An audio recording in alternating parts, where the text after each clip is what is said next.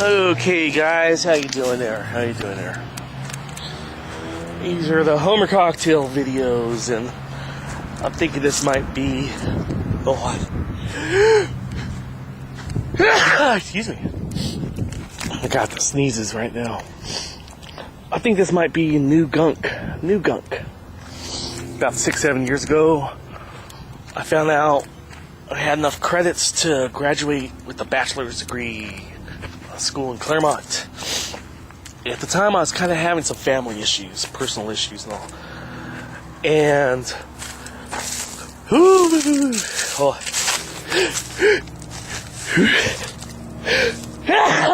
damn, man, I just blew my nose right before I started filming too.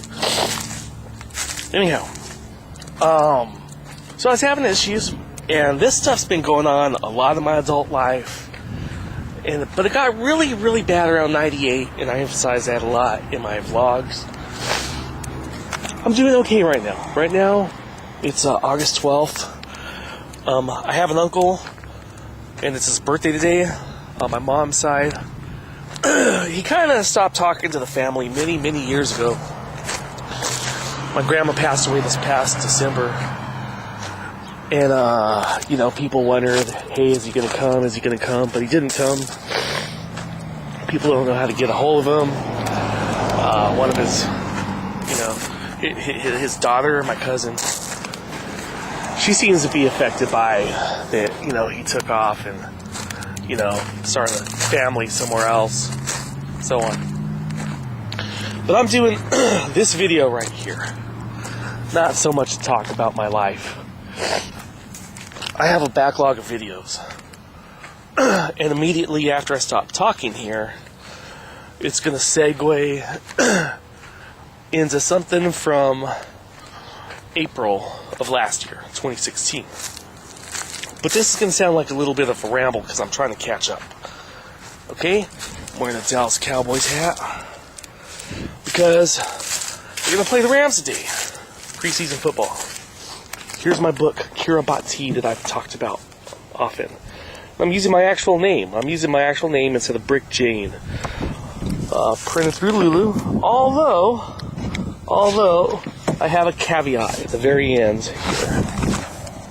The caveat right here is Kiribati was written in 2017 by Eddie Cronin. It's Brick Jane. And that's, on the last page I explain that. Probably process these into black and white like I usually do, so it's probably useless to film the back page and read it, but that's okay. The book's going quite well. It's, about 100 pages or so, and, I still have a lot more writing. I have too much information, if anything, on stuff that I wanted to cover. I've got 9 notebooks and bunch of 3x5 cards, stuff like that. I'm doing a lot better in life. Okay? And I'm gonna start this Gunk again, likely. I'm not sure if it'll reach what the original Gunk did. I did like 50 Gunks at the Homer Cocktail 4 site. I'm not sure if this is going to Homer Cocktail 4, 24, 34, etc. But I figure it's that time. Life is an open book as much as I know how to do it. But last April, I was unemployed. Okay? Finally got a job in May, going door to door trying to sell solar panels. That lasted about a month. Then I was back to doing warehouse work, which, I did 7 years of warehouse work during the 90s. And my nephew got me a job. By the way, I recently got him a job, and that's part of this whole segue into the next video that's coming up right here. So I worked at a Trader Joe's warehouse, driving a pallet jack and loading produce onto pallets that would be shipped to different stores in the area, So that lasted a month, and that fucking wore on my legs. Then I got a job at Living Space's warehouse, driving a cherry picker. And you get these couches and sofas way high up in the air, 30, 35 feet in the air. And I was up there moving those things around, which is kind of daunting when you first go into a warehouse and you see other people do it, but you get used to it. You're always afraid, hey, you're strapped, in, you got the harness and the whole thing, but hey, man, people are afraid of falling off and everything, and, hey, someone broke their leg while I was there, not by falling, but by being careless while driving. It was a guy in training, actually. So that lasted 3 months, and they almost hired me on, but that's a story for another time.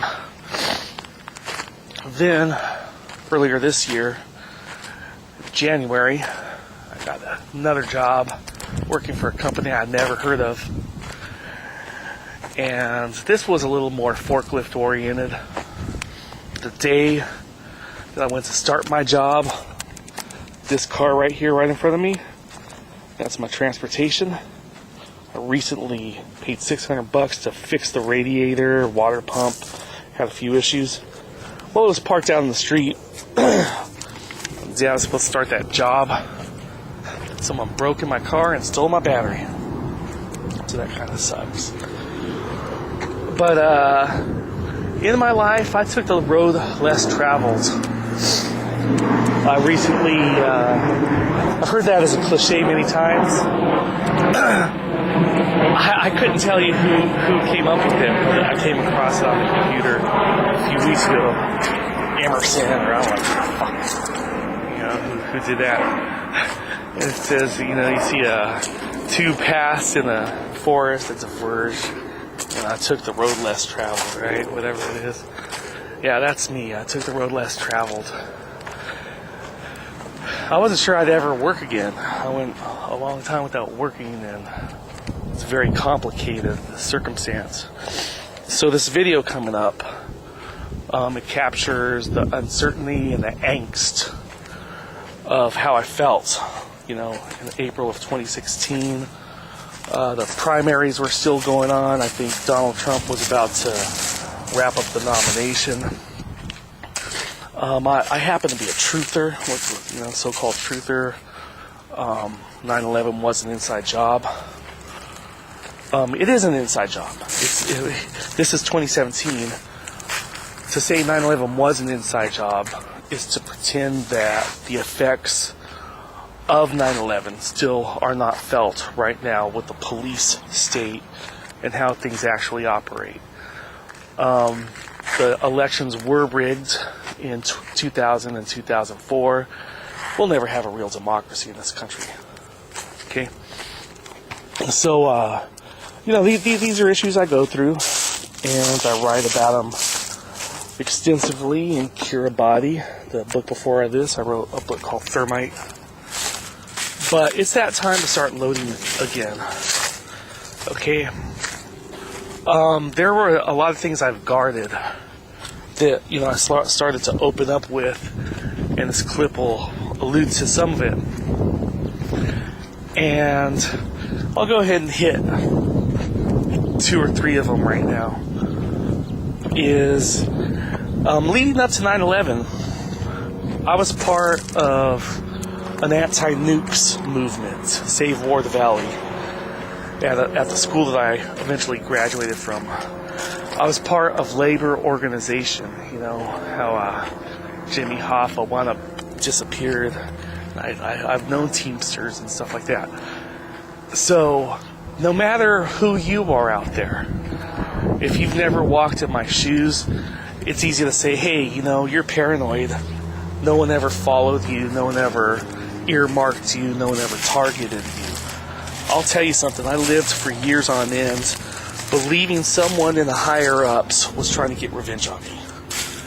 And I believed also they got to family members and convinced the family members that, I was off balance, unstable, and just wrong to fight for common people, everyday people. And that, that's what is the focus of a lot of my book, about how these powers come to be and how there's treachery, and they need grunts, they need yes men, they need people to be docile and ignorant, okay?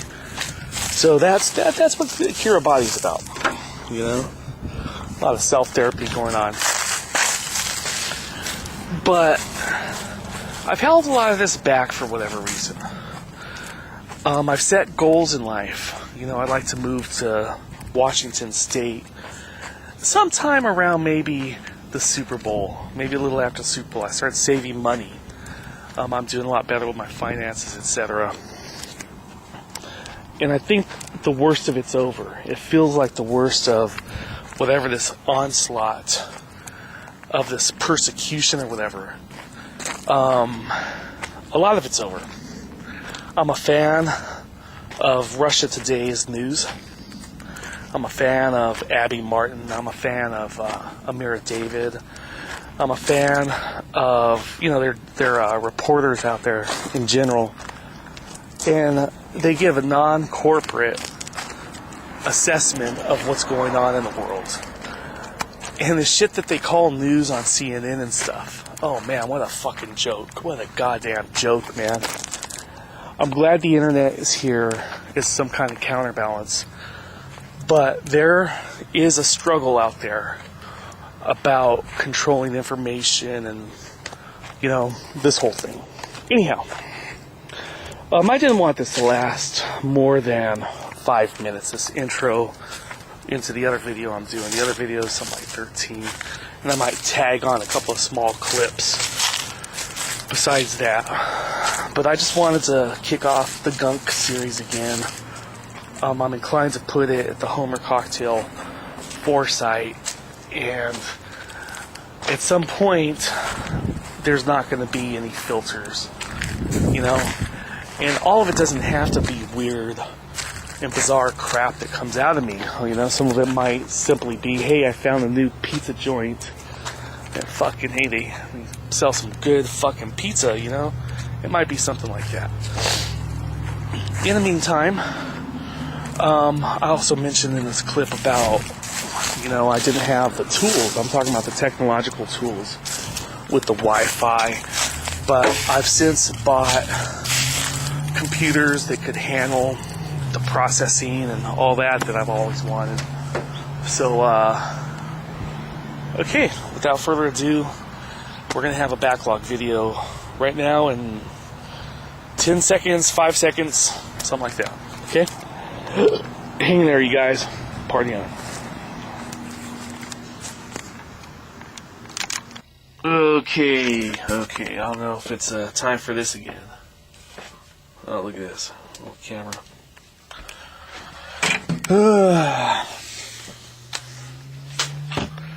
It's a little before 2 o'clock. It's a Sunday. Last Sunday, I did an hour-long piece that was called Enchanted, Marginalized. Enchanted, Haunted, and Marginalized is what it was. And, oh man. This one I want to do about omission and resentment, probably. Maybe we'll stray. And I brought this camera in. I bought this in January of 2008, and I made a movie that month called Netherworld. And then I wrote a book called Exacerbation. I had a writer's block. And right now I spend a lot of my time online.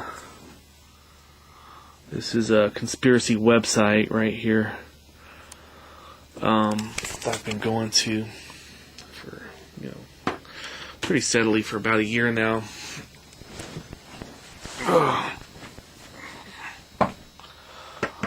So, this is the way that I work through my problems, is by talking to this camera, and I go months at a time without doing these things at all. Another thing that's helped me cope is the video games. I used to play Civilization, and that would help out. And there's a chasm right now between what I believe reality is and what people around me think reality is. Which would be insignificant except for, these are people that have been, in my life in, a noteworthy role of some kind or another. Basically, what I talked about last week for the first time ever is, I talked about telekinesis. I talked about voices or auditory hallucinations, telepathy. Depending on your perspective, that thing. Clairaudience. Okay? And I've done countless of these little clips and vlogs, and the reason I brought that camera, I keep referencing it, I guess, is after I did the movie Netherworld, in order to overcome my writer's block, I took this little camera, which this one has used to have some digital tape. See, digital tape. There's a little more of a process in between filming and then transferring it to the computer, and this one goes straight to the computer. But somehow, when I had this one, the thoughts, it had a different quality. The whole therapeutic session of filming it all. My mind is going radically left and right.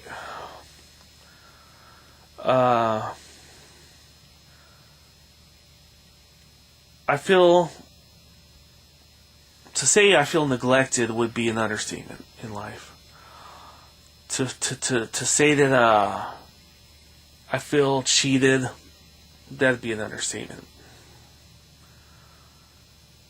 I keep having an urge on an hourly basis to strike at some of the people that have put me in a situation where, it just feels like a bullshit situation, dire, without hope, and that kind of thing.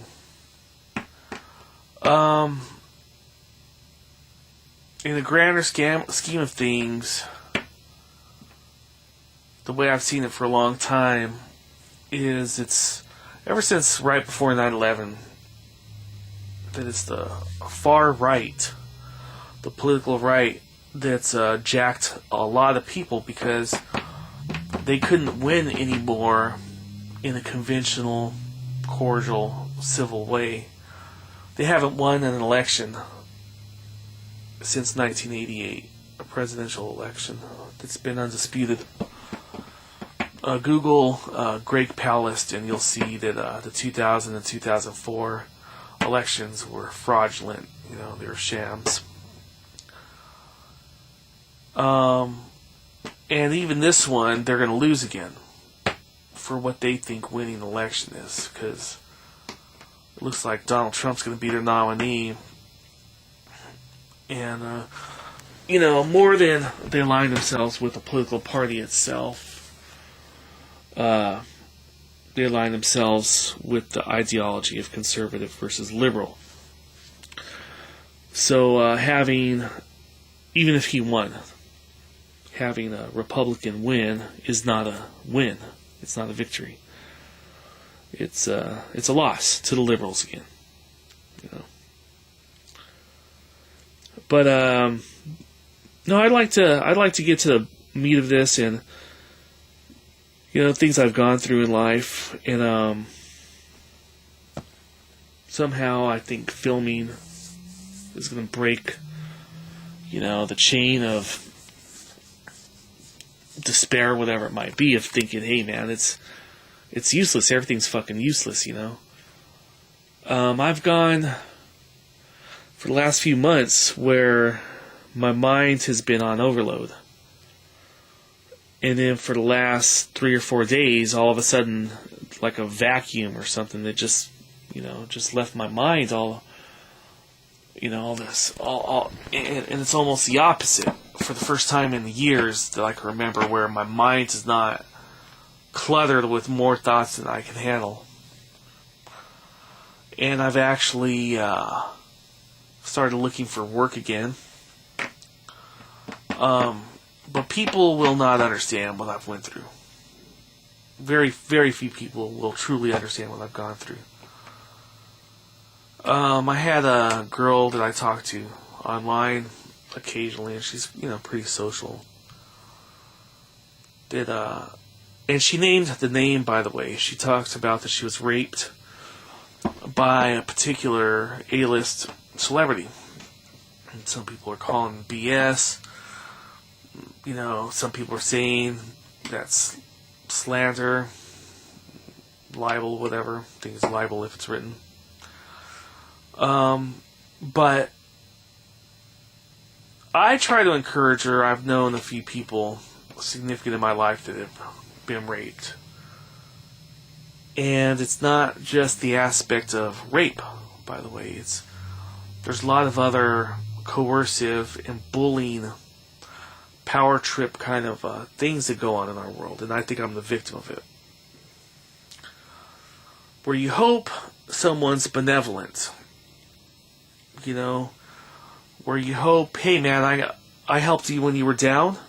Maybe you could return the favor, but these things truly didn't pan out with a good number of people in my life. It's psychotic. It's very, very psychotic. I posted to the website the example of there's this guy, and like I said, you could Google this or whatever. My godparents used to live in Encino in a pretty nice mansion. This guy was getting raped, I guess, or something, or they were forcing him to perform oral sex. He was a 16-year-old guy at these pool parties. And whoever the guy was that was kind of doing this coercion or whatever was a prominent producer of, pretty big-name movies. And this happened back in the 90s, and it took until, a couple of years ago, whenever it was, for him to finally come out and tell people what happened to him. Same thing with a lot of the Bill Cosby victims. And anytime you try to take on someone that has a lot of money, you don't even have to be a millionaire. They get away with their shit for whatever reason they do,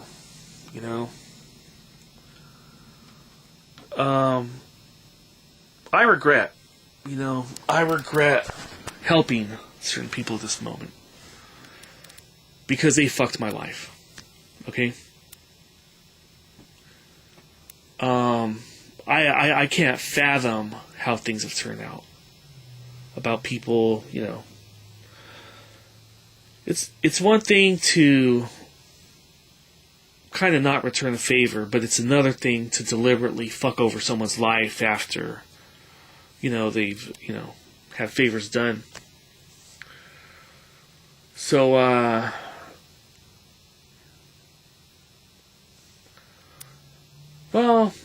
at 10 minutes right now, and I was thinking either I could do another hour-long talk like I did last week, or I could cut this off, before the 10 minutes or whatever, which I think I'm inclined to do. It's over 10 minutes, but I could go to 15 minutes and put this at a different, one of my vlog sites that doesn't have a 15-minute upload limit yet.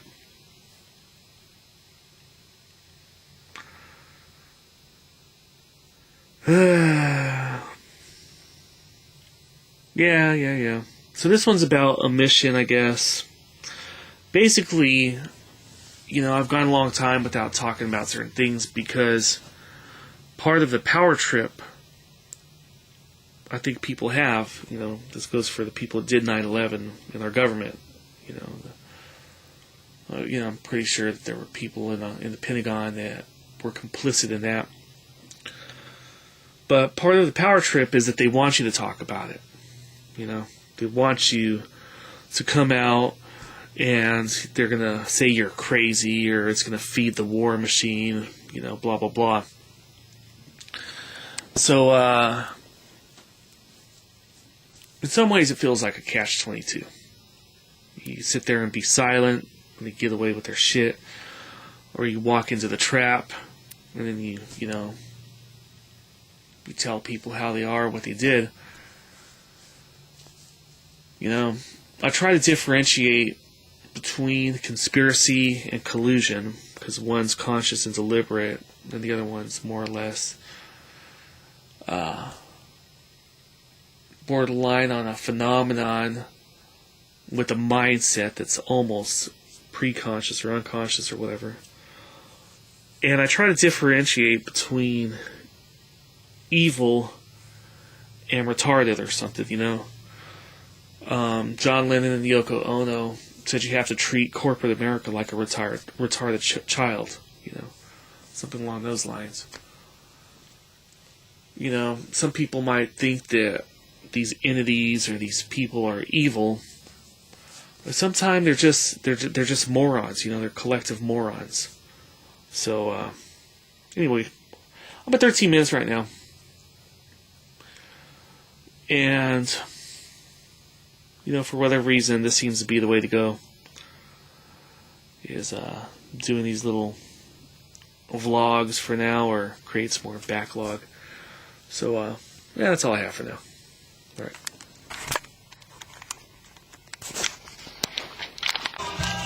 Alrighty. Neighbors having a little party next door.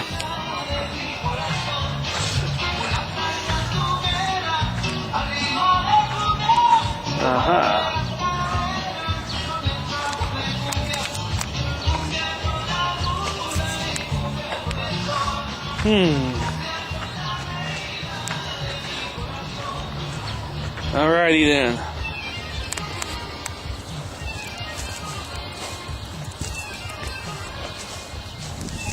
Little poopies.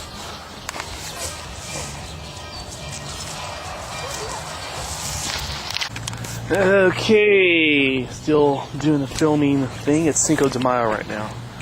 May 5th, 2016. I got hired to a new job. Hopefully it works out pretty well. Actually, I have a goatee and I'm starting to get used to having a clean face again. Yesterday at the interview,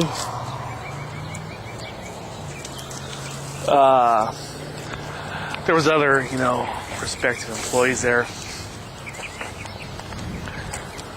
A few guys and all. Each of them had facial hair, and I don't know. I was thinking maybe I should have just kept my goatee and all, but I feel more business oriented like this, actually. Not that it matters a whole lot.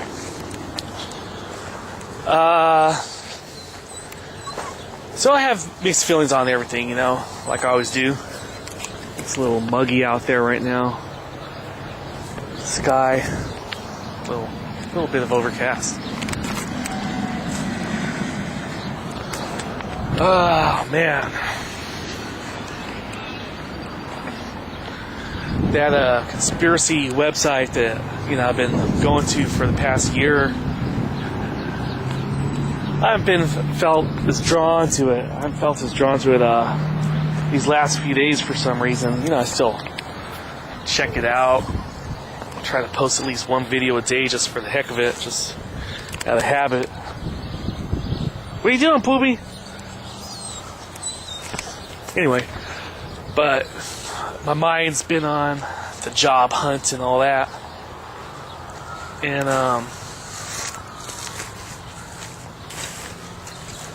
we'll see how it goes. We'll see how things go and all. So I got an email this morning because I filled out some electronic paperwork last night. So I got to go take a drug test. There's got to be a background check. And then we'll see where it goes. My life's been a roller coaster. And, I have fears and hopes just like anyone else. I have a lot of mental blocks, by the way, or I have had, part of it was, just getting out there and doing what I've done for this last week.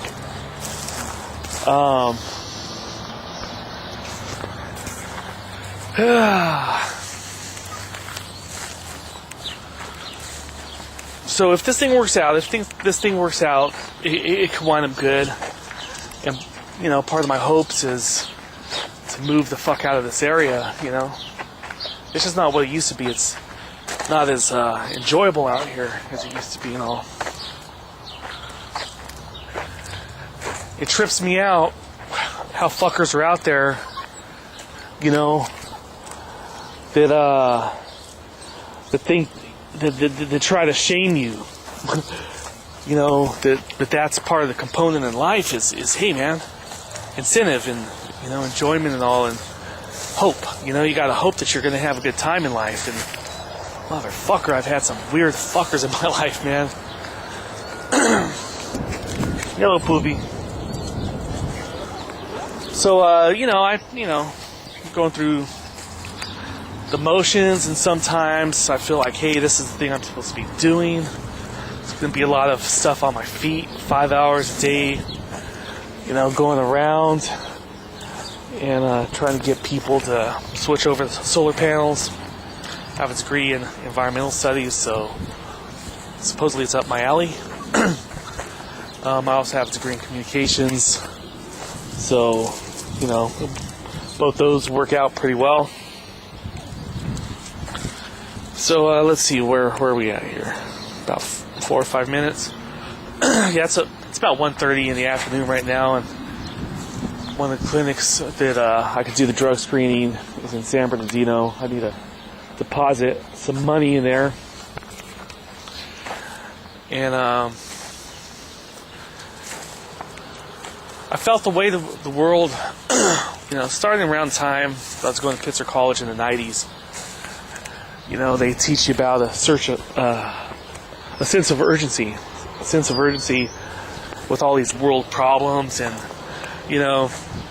some people, the typical person might tell you if you have a problem with society, hey, write a letter to your congressman or something, call your congressman. In a school, at least the class that I was in, the little group of people I was a part of, they're saying, hey, don't do that. Don't trust the bureaucracy. They're going to blow you off. It's going to take too long, and this whole thing. And you start thinking, hey, crap.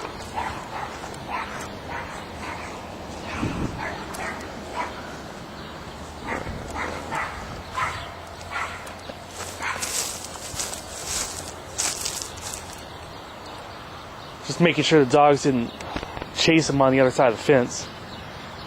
Hello, Poopy. Come here. What the fuck are you doing, man? So anyway, I gotta go to the clinic right now on Cinco de Mayo, so I don't know if I can have a couple of Mexican beers, a margarita later.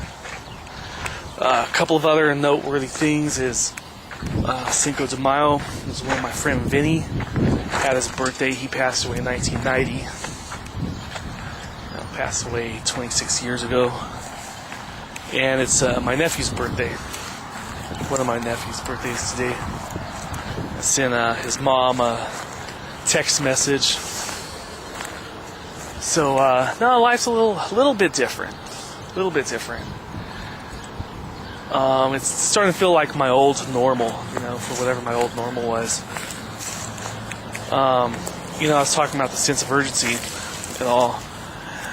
And, they teach you about the interconnectedness in ecology. They teach you about ecosystems and stuff like that, but it goes beyond ecosystems. They try to teach you to understand your place in the world and your ecological footprint, and how much are you taking from this planet for whatever the standard of living for the common American. you know, everyone can't be eating hamburgers and driving 50 miles a day and the whole thing. They'd be out of fuel in no time, and just there's not enough resources to go around. So our ecological footprint is huge. And in India, they eat a lot of grass, I guess, and, you know.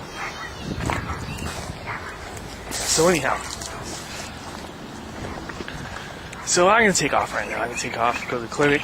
But like I said, the way the world since has dampened over these last few weeks for some reason. I took a shot at being an author. I, you know, wrote some books, and you know, I went to the Peace Corps a couple of years ago, and figured, hey, maybe that's my purpose. Go to a third world country and all. But right now, I'm going to do this solar panel thing if it works out, and I'll give it my best, and you know, live domestically here and be an ordinary person to some degree. So that's that one. All right.